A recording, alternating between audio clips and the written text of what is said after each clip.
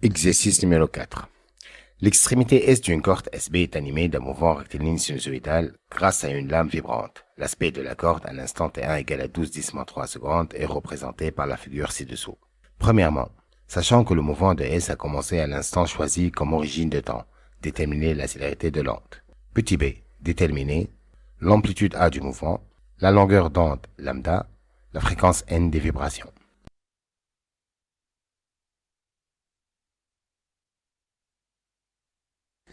Deuxièmement, petit a, établir l'équation horaire de la source S.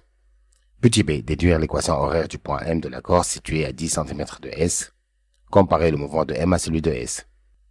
Petit c, représenter le diagramme de M au cours du temps. Petit d, déterminer la vitesse du point M à l'instant t égale à 8/10-3 secondes. Troisièmement, déterminer les positions et le nombre des points qui ont une élongation égale à 10-2 mètres et se déplaçant dans le sens négatif à l'instant t1 égale à 12/10-3 secondes. Les placer sur le schéma. Quatrièmement, on éclaire la corde avec un stroboscope de fréquence NE, qu'observe-t-on? Dans les deux cas suivants, NE égale à 125 Hz, NE égale à 126 Hz. Réponse. Premièrement, petit a, on a V égale à XF sur T1, d'après le graphe XF égale à 24 cm, donc VA égale à 0,24 sur 12/10-3, ça fait donc 20 mètres secondes moins 1. Petit b, d'après le graphe, donc, on a A égale à 2/10-3 mètres. D'après le graphe, lambda égale à 8/10-2 mètres. Lambda, c'est la période de la courbe. V égale à lambda fois N. Donc, N égale à V sur lambda. Donc, N égale à 20 sur 0,08. Donc, égale à 250 Hz. Deuxièmement, petit a. YS de t égale à A sinus de PNT plus phi de S. D'après le graphe, le front d'onde appartient à un creux. Donc, dérivé de YM sur dérivé de X est positif, d'où dérivé de ym sur dt est négatif, donc dérivé de ys sur dt est négatif. Donc cosinus phi de s est négatif, d'où phi de s égale à pi. Donc ys de t égale à 2/10-3 sinus 500 pi t plus pi si t supérieur ou égal à 0.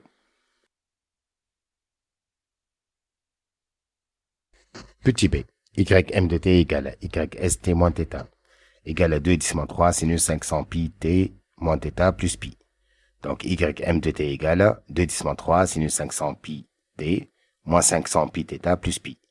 Donc, ym t x égale à 2/10-3 sinus 500 pi t moins 500 pi x sur v plus pi. Donc, ym t x égale à 2/10-3 sinus 500 pi t moins 500 pi 10 fois 10-2 sur 20 plus pi. Ça fait donc 2/10-3 sinus 500 pi t moins 2,5 pi plus pi. Donc 2/10-3 sinus 500 pi t moins 1,5 pi. Moins 1,5 pi, on va rajouter 2 pi pour la mesure principale. Donc ça fait 2/10-3 sinus 500 pi t plus pi sur 2 si t supérieur ou égal à x sur v qui donne le résultat 5/10-3 secondes. Donc phi de m moins phi de s égale à pi sur 2 moins pi égale à moins pi sur 2 radian. Donc m vibre en quadrature retard de phase par rapport à s. Alors, petit c, θ donc égale à x sur v, donc 5/10-3 s. Donc, θ sur t, ça fait donc 5/10-3 sur 1 sur n, t c'est 1 sur n, 1 sur 250 Hz, ça donne donc 4/10-3, ça fait 1,25. Donc, θ égale à 1,25 t. Alors, maintenant, donc, on va fixer donc sur le graphe des périodes. 4 carreaux ou 4 cm une période. On va la diviser sur 4 pour avoir le t sur 4. Donc, on va commencer, donc, on va fixer donc le point θ, est égal à 25 t. Puis, on a phi de s égale à pi. Donc, la courbe débute de θ et descend vers le bas, vers le point moins 2/10-3. Puis, elle va augmenter vers 0 au point t sur 4 suivant. Puis, elle atteint le maximum pour le t sur 4 suivant, etc., etc. Donc, petit t. Alors, v de t égale à dérivé de ym sur dt, ça fait a de pi n cosinus de pi nt plus dm. V, donc, fait t égale à 8,5/10-2, ça fait égal à 2/10-3 500 pi cosinus pi sur 4 plus pi sur 2. Donc, v fait t égale à 8,5/10-2, ça fait 2/10-3 0 fois 500 pi cosinus 3 pi sur 4. Ça donne donc moins 2,22 mètres secondes moins 1. On remarque que V est négatif, donc M se déplace dans le sens négatif du repère.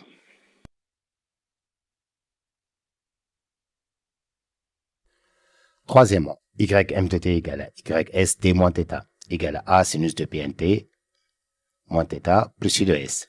Ym de t égale a sinus de pnt moins 2πnθ plus phi de s. Ym tx égale à a sinus de pnt moins 2πn θ c'est x sur v plus phi de s. Alors, donc a sinus de pnt, donc v c'est lambda fois n, ça fait moins 2πn x sur lambda fois n plus phi de s. On va simplifier par n, ça donne donc a sinus de pnt moins 2πx lambda plus phi de s si t supérieur ou égal à x sur v. Changeons maintenant l'élongation de m 1 10 moins 3, a par 2 10 moins 3 et t par 12 10 moins 3. Donc, ça devient égal à 1 10 moins 3 égale à 2 10 moins 3 sinus 500 pi fois 12 10 moins 3 moins 2πx sur lambda plus pi. En simplifiant par 1 10 moins 3, ça donne 0,5 égale à sinus 6 pi moins 2πx sur lambda plus pi. Donc, sinus pi sur 6 égale à sinus moins 2πx sur lambda plus pi. Donc, l'intérieur peut être égal à pi sur 6 plus 2 pi moins 2πx sur lambda ou 5 pi sur 6 plus 2 pi moins 2πx sur lambda plus pi. Or, les points se déplacent dans le sens négatif. Donc, dérivé de ym sur dt est négatif. D'où 5 pi sur 6 plus 2 pi égale à moins 2πx sur lambda plus pi. Donc, 2πx sur lambda égale à pi moins 5 pi sur 6 moins 2 pi. En simplifiant par pi, on trouvera x égale à lambda sur 12 moins k lambda. On met entre x encadré entre 0 x frontante qui est égal à 3 lambda dans ce cas. Donc, lambda sur 12 moins k lambda se trouve encadré entre 0, strictement entre 0 et 3 lambda. Donc, 0 inférieur à lambda sur 12 moins k lambda inférieur à 3 lambda.